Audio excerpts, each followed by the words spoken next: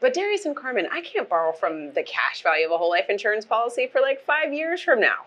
We want to address that statement. Right, because in this video, we're going to go through two different scenarios that shows two different life insurance policies, whole life insurance products, and when you can borrow from each product. Exactly. So let's dive into it. Today, we're going to talk about a base model premium. I'm talking, Darius is going to go through that. Right. And I'll talk about what I'm going to call like a limited edition. Or GT. GT version. And we're using these car analogies because we want you all to see, right? A base premium car is going to get you on the road and get you where you need to go, right? The GT version is going to be a little bit maybe faster, have a few more features with it. And with that, in order for us to accomplish getting this GT model, I have to add on a rider, R-I-D-E-R-S. We'll put that on the screen, a rider to my whole life insurance policy. And there are many different riders out there in the insurance world that can give you more features and allow you to do a little bit more than the base model whole life insurance policy could. Right. So what I'm going to do is I'm basically going to do an illustration on a 40-year-old male, which is me, at standard rating. Now, standard rating is just depending on your health, you'll get something different rating classes that gives you more death benefit or more cash value because it qualifies the risk of your health to the insurance company. So for mine is going to be standard. The policy that I'm going to go over is going to be on a 40-year-old male at a standard health rating at $10,000 premium. And right off the bat, in year number 1, there's no cash value after paying this premium. Year number 2, there's still no cash value. However, in year number 3, there is $6,252 available. And then moving on into year number 4, the cash value is $14,451. Now, year number 5 is $22,900 after paying a $10,000 premium. Now, I'm going to stop here because this answers the question that you have. If I have a life insurance policy, when can I borrow from this whole life insurance policy? And this base model policy at a standard rating for a 40-year-old male, it is year number 3 because there is no cash value available in the first 2 years. And again, because 100% of the premium, it's a base policy, a base premium, meaning 100% of those funds, the $10,000 are paying for your death benefit. Right. So in the first 5 years, what you have access to for a loan is $22,900. Now, I want to introduce a vocabulary word here because a lot of times people get confused with the difference between a loan and a withdrawal. The reason why we always talk about getting loans is because the idea is to borrow money at a simple interest rate and then invest it at a higher interest rate. We want to continue to make money. We're taking out an example of like the Rockefellers as an example. They have whole life insurance policies that are owned by trust, and then whenever someone passes away or have cash value being owned by that policy, they use it to invest in businesses and other financial opportunities. We want to do the exact same thing. We always want to take money that we have to use it to make more money. Yes. Now, on the other hand, there's a withdrawal. A withdrawal, what that does is you take money from your life insurance policy, it reduces your cash value and your death benefit, and you have a check and you don't owe any money because you took it out of your life insurance policy. And now it's a taxable event. And now it could be a taxable event. Yeah. So the thing is, when you think about a withdrawal, go to the ATM machine, take it out. Right. When you get a loan, you are borrowing against the value that you have, and you're using the life insurance company's money so that you can get a loan and keep your money growing.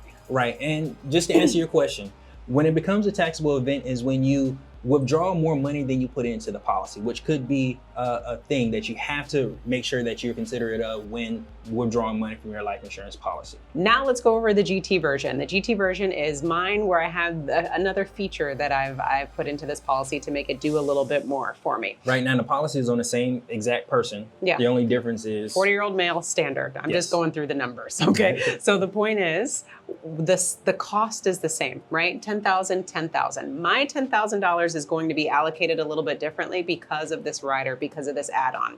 So in this particular policy, let's say that I'm putting $4,000 towards the base, right? Or the death benefit. And then I'm going to put $6,000 towards this rider, this paid up additions rider. So $6,000 towards the rider, $4,000 to the base. You add that up, you get $10,000. So already you can see this is designed a little bit differently because my money is allocated in 2 buckets, but it's going to get me the same thing. I still have death benefit, but let's look at the cash. Let's see what happens. Now, In year number 1, my premium is $10,000. The cash that I have available is $5,801. So already you can see, compared to the base premium whole life insurance policy that Darius showed, I already in the very first year can get a loan because I have $5,800. Now, is this still a whole life insurance policy? It is still a whole life insurance policy, Darius. Oh, okay. I'm just making sure. Remember, the GT version, okay? So now I'm being cheeky.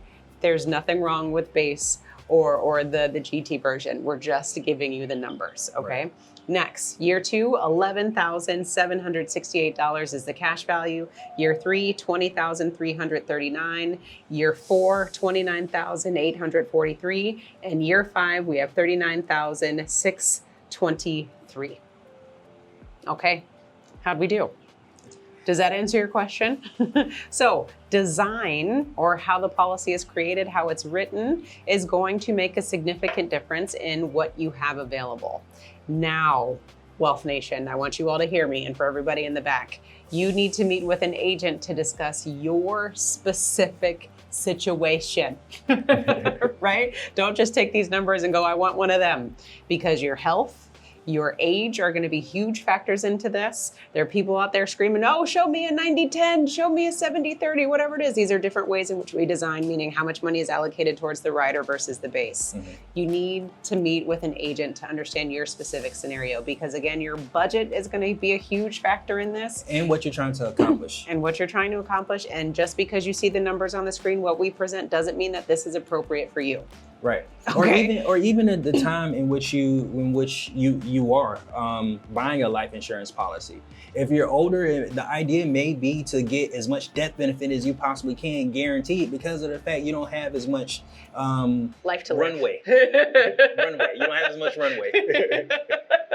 You're a mature, seasoned salt and pepper thing, you know? Right, but that's even more of a reason why you should get on the call and have a conversation with somebody that understands the different nuances, so that you can talk through the different things that you want to get accomplished. Mm-hmm. Because a lot of times, if you have like a lump sum of money just sitting in your account, that doesn't mean you need to get a whole life insurance policy with cash value. The people that should get whole life insurance with cash value is people who have cash flow, because that money is pretty much going to continue to come in every single month. Mm-hmm. The people that have like a bonus, or want to use their tax refunds, or get money from an inheritance, that money isn't guaranteed to consistently come in. But the premiums, not flow. That's not flow. Yes, that's called a windfall. Right.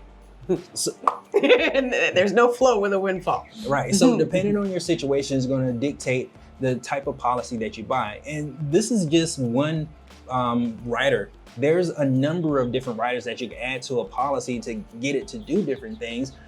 But you have to be able to articulate exactly what you need, what you can accomplish, and the income that you have that supports what you're buying. Mm-hmm. Now, going back to the numbers, we'll put them back on the screen again, and we want to make sure that we're on the same page. For the entire 5-year example that we're showing you, you are paying $10,000. You're either paying $10,000 towards the base, or you're paying $10,000 towards the paid-up edition. Remember, $6,000 going to the paid-up edition, $4,000 going to the base premium. For the entire 5 years, both parties are paying $10,000, and you can see the cash value comparison. And you can look at year 5 that the difference between the base premium versus the paid up editions premium has $16,000 more available. And as Darius mentioned before, the thing that you all need to figure out, which we didn't intentionally show you on here, is the death benefit, because the question is, what about the cash value? That's why you need to speak to an individual to figure out how much more is my death benefit. Well, what are these things going to look like when I stunt the growth of the death benefit? Because that's really what you're doing for cash value. Okay, so these are the conversations that we want to make sure that you understand, because as an individual, you are valuable, and you want to make sure that you understand exactly what you're doing when you're compromising the growth of the death benefit for the cash value. Right, so it's not a question of, well, the policy with the higher cash value is better. No. Well, it depends on the scenario. It depends on the individual and their specific needs and what they're trying to accomplish. Mm-hmm. And real life examples, when Darius and I were younger, our first handful of policies were cash value. Right? Mm-hmm. We had the GT versions. But now as we continue to get older and seasoned and wiser in our years, we've moved on to a more base premium model because the death benefit is important to us. We have a family, we have legacies we want to live, and the cash component in it, we already have things that are cash flowing for us, so we want to get as much death benefit as we possibly can. Right, and it even begs the difference between our policies that we have on ourselves and our parents. Yes. Like the parents' policies are all base policies. One being because the death benefit is more important than the cash value. We have policies that have cash value. Mm-hmm. So the policy on our daughter is all base policy. Mm-hmm. She doesn't have any cash value because the value, the importance of is the death benefit. The cash value is already taken care of with our policies, Mm-hmm. but that is our specific scenario. Mm-hmm. Yeah, so don't just look at the numbers and go, ooh, I want the GT version. Again, sit down with Wealth Nation, we'll walk you through it and we'll understand the pros and cons and we'll go through all of the scenarios with you until we're all blue in the face so that you make the best decision for you and your family, because the paid up additions rider isn't always the best option depending on the goals that you have. Right.